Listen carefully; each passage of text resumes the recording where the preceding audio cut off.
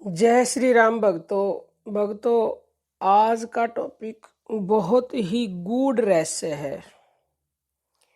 भक्तों, इस बात के लिए सभी हमारे जितने भी बड़े बड़े संत हुए हैं उन्होंने इशारा किया है उस एक परमात्मा के लिए कि वो परमात्मा एक ही है। ये सब जितने भी भगवान हैं, देवी देवता हैं, सब उसके रूप हैं। हरि अनंत, हरि कथा अनंत, हरि अनंत, उसकी कथा अनंत, लेकिन वो है एक ही। तो आखिर वो एक कौन सा भगवान है जिसके सब रूप हैं? उस एक को जानना ही पड़ेगा।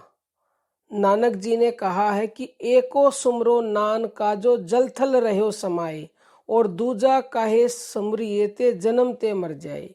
कि उस एक को ही सुमरना है जो जल और थल में समाया हुआ है। अगर कोई उस एक के सिवा दूसरे को सुमरता है तो वो ऐसा व्यक्ति जन्मते ही मर जाए। तो भक्तों, एक छोटी सी हम आपको उदाहरण के द्वारा समझाते हैं। मान लो यदि हमें किसी देश या गांव में रहना है तो सबसे पहले हम क्या करते हैं? सबसे पहले हम वहाँ के मुखिया या वहाँ के स्वामी से मिलते हैं। यदि हम वहाँ के स्वामी से नहीं मिलेंगे तो कैसे वहाँ सुख से रह सकते? नहीं रह सकते ना सुख से। इसलिए जिसे जहाँ रहना हो उसे वहाँ के स्वामी से अवश्य ही मिलना पड़ता है। उसके लिए यही सर्वोत्तम है कि वो उससे मिल ले।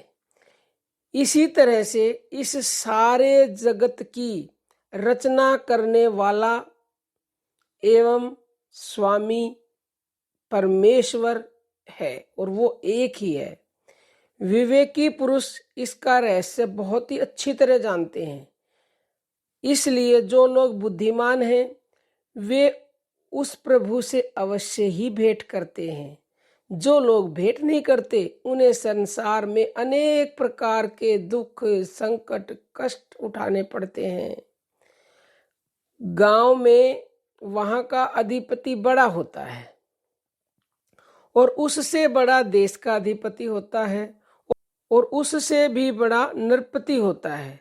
राष्ट्र का प्रभु राजा और बहुत से राष्ट्रों का पति महाराजा तथा महाराजाओं का भी राजा चक्रवर्ती कहलाता है। नरपति, गजपति, हैपति और भूपति सब में चक्रवर्ती राजा बड़ा होता है। इन सब को बनाने वाला ब्रह्मा है। उस ब्रह्मा को बनाने वाला पिता कौन है? अर्थात जो ब्रह्मा, विष्णु और महेश को भी बनाने वाला है, उस परमेश्वर को हमें यत्न करके पहचानना चाहिए, जानना चाहिए। जब तक उस ईश्वर की प्राप्ति नहीं हो तब तक यम यातना से छुटकारा नहीं मिलता। उस ब्रह्मांड नायक से भेंट का न होना अच्छा नहीं है। उससे हमें भेंट करनी ही पड़ेगी और जिसने भी उससे भेंट कर ली वो आज दुनिया में प्रसिद्ध है, दुनिया में उसका नाम है और वही सुख से रहा है और जो उससे मिलेगा परमात्मा से वही सुख से हमेशा रहेगा। जिस ईश्वर ने मनुष्य को संसार में भेजा है जो सारे ब्रह्मांड की रचना करता रहता है, उसे न पहचानने वाला व्यक्ति पतित है, दुखी है। इसलिए उस एक ईश्वर को पहचान कर अपना जन्म सार्थक करना चाहिए। यदि उसका ज्ञान न हो तो सत्संग करना चाहिए। श्री सद्गुरु की कृपा से ही उसका सच्चा ज्ञान प्राप्त होता है। भगवान को जानने वाला ही शाश्वत और अशाश्वत का निर्णय करता है।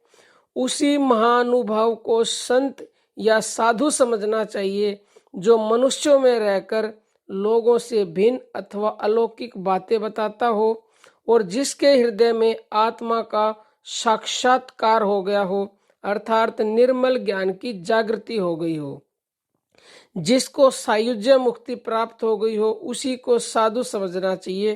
पेट भरने के लिए जो विद्याएं सिखाई जाती है उन्हें ज्ञान नहीं कहते, पर यह सार्थक नहीं है। जिस ज्ञान से ईश्वर पहचाना जाए वही ज्ञान सार्थक होता है।